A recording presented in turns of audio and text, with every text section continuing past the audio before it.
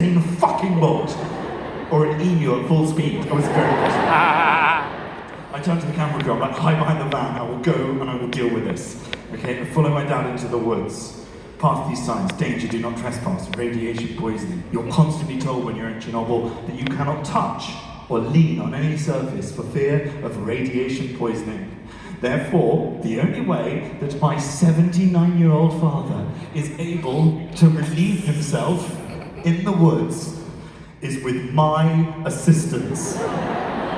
Oh, you may grimace, I had to live through this experience. In the middle of the woods, he pulls down his trousers and pants. I tread on the tops of his feet. I take him in both hands, and at the same time, we both lean back. We just slowly lean back, like we're doing some horrible tantric yoga pose. I shut my eyes, I'm like, I can't look at him. I have to go to a happy place. I'm broken from my happy place by the sound of barking. I open my eyes. One of these feral radioactive dogs is advancing towards my father's arse, thinking, lunchtime. I'm trying to scare it away. I'm like, shoo, just leave us alone. My dad's shouting as well. This is so fucking undignified. I think it's when the coachload of Japanese tourists drove past that I must have blanked out, because the next thing I remember is walking towards the van thinking I'm never going to be able to look my dad in the eye ever again. I call the camera crew out from their hiding place. First comes the director, then the cameraman. The third person to emerge was Mark, our sound engineer. He also had a haunted look on his face. It's at that point that I realised that throughout the entire ordeal in the woods, we had been wearing microphones.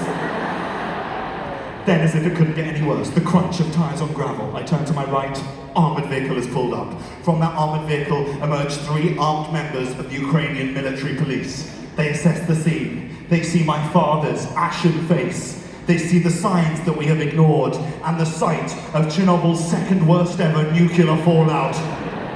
Their fingers are twitching over the triggers of their guns. It's at that point that I think quick. I'm like, gentlemen, before you do anything, can I just point out, I have read all of the signs here, and nowhere can I see one that says, would you please refrain from entering the woods with active diarrhea?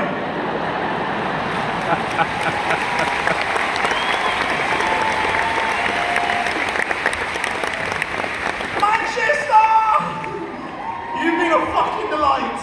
Honestly, this is one of the best places to do comedy in the world. This is where I started doing stand-up with a fucking frog and bucket. To be back here in a room of this size with this many people coming out and listening to me tell jokes about my dad shitting himself in the woods. Oh my god. Honestly. You're fucking awesome. And it goes such a long way as well to making up for being upstaged by that fucking donkey all those years ago. But unfortunately not the whole way. And then I thought, why should that be the case? Why should that be the case? It's the Christmas season, Manchester, and the Christmas season is when dreams come true. So why should this night in fucking Manchester not be the night that finally the emu rises from the ashes? Robbie T!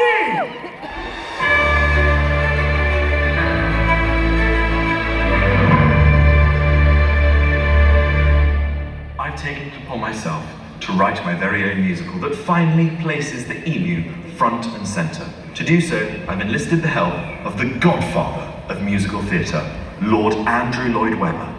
Okay, so first up we probably need to think of a plot for our musical. Good idea. What about the idea of an older emu with the son, a doofus of a son? Well, Yes. I don't know whether that would work. Doofus, he was only a doofus, all alone with his memory of his days in the sun. Just a doofus whose passions were returning to him. Just a doofus has begun. Something like that, you know, I mean, I can see that. Well, I think things went pretty well with Lord Lloyd Webber, or Andy, as he told me not to call him. Next up, the Bonnie to his Clyde, the Shakademus to his Pliers. Sir Tim Rice, good to see you. Very good to see you. So, love Hamilton, by the way, one of my faves. Wasn't one of mine, but So modest. I thought there could be a little moment in this musical where I spit some bars. we what? Rapping. Oh, rapping. Sorry, yes. Yes.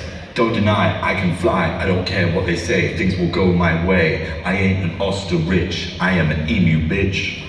Could you make absolutely sure that my name is in no way connected with this project whatsoever? So modest. So we've got the music, we've got the lyrics, now it's time for the choreography. And to help me do that today, I've enlisted the help of a friend of mine, Leighton Williams, West End star, seen him in musicals like Billy Elliot. Everyone's talking about Jamie. 5,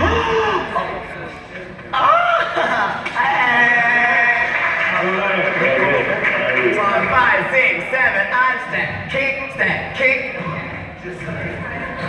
They went really well. I feel like I maybe missed my calling, but clearly I have a natural sense of rhythm. Truly, honestly, not a fucking hope in hell. It's all coming together, time to hit the promo circuit. So Jack, I hear you're doing a musical, a new musical? A new musical, yes. I've enlisted the help of Lord Andrew Lloyd Webber and Sir Tim Rice, and I am going to be starring in my own musical. Oh, fantastic, and is your dad going to be in it? No, it's just me singing in a musical for the first time ever. No dad. No, no. That seems a shame.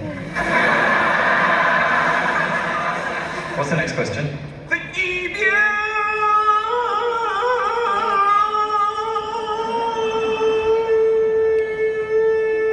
He's doing this musical, and if the audience haven't already left, I would suggest they do so very promptly. The intercom is still on, I can hear everything that you're saying. This boy is totally delusional. Real dick.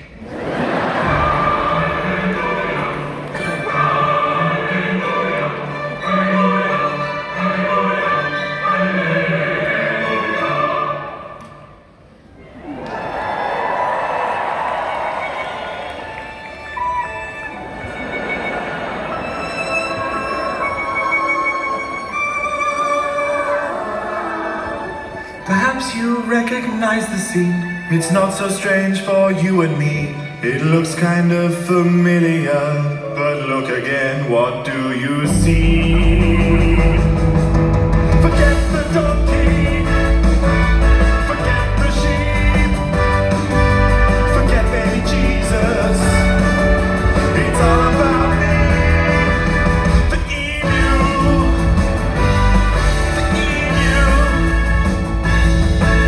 nativity that we were taught turns out not to be entirely true. This is the Christmas story you've never heard. The central character's a flightless bird. I was an emu, a weakling born to my father, the classic fool. Didn't recognize my worth, sent me away to boarding school. Cue tiny violins. All alone in my dormitory, the other emus all ignored me. Sat alone, watching the clock, me and my talk box and a single sock. Fucking Nora! Why is there a man in my bed? Don't worry, I'm not your boarding school teachers. I'm an angel. Why do you talk like that? Off the door! What's wrong with an emu? I don't want to be an emu this time. That's not true. You're not going to sing in that accent, are you? You're the second biggest bird in the world. You can run at 30 miles an hour. Ross told he had one. That's a reference for your mum. Your emus are the best bird in town. You need to get to Bethlehem. There's going to be a baby born. Nothing going to name him. Ross Tipper. Jesus. You've been called by God on high to take Mary and Joe to Bethlehem. Donkey screwed on over, emu is the Bible's who beg, and emus are the best in town. But how will I get there if I can't fly? Get out and walk, you bastard! Forget the donkey, stupid donkey, it's all about me. The emu, But the baby Jesus Christ, Jack. that too. I took them to Bethlehem. I don't want to make a fuss. All I ask is you remember us. And give me 5 stars. I know it's hard to believe. in you. The reason you've never heard of me is there a place near you with a little donkey. Right, if you sing that song, you will use the correct lyrics, please. Better. Up we go. You are the true Christmas miracle, the real bright star shining in the sky. From over 2,000 years ago, 'twas in Bethlehem I learned to fly.